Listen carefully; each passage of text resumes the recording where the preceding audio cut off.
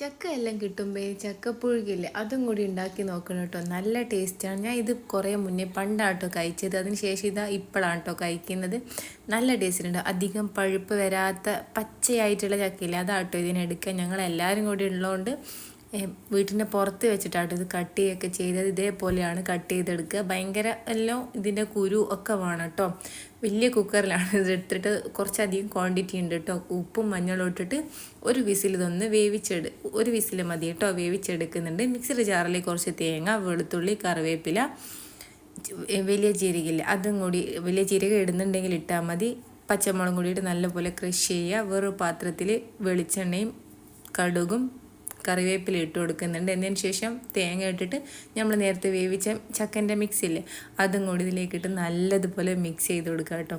ഇതും നല്ല ചൂട് കട്ടൻ ചായ അടിപൊളിയാണ് കേട്ടോ. ട്രൈ ചെയ്ത് നോക്കുക, എന്തായാലും ഇഷ്ടപ്പെടും.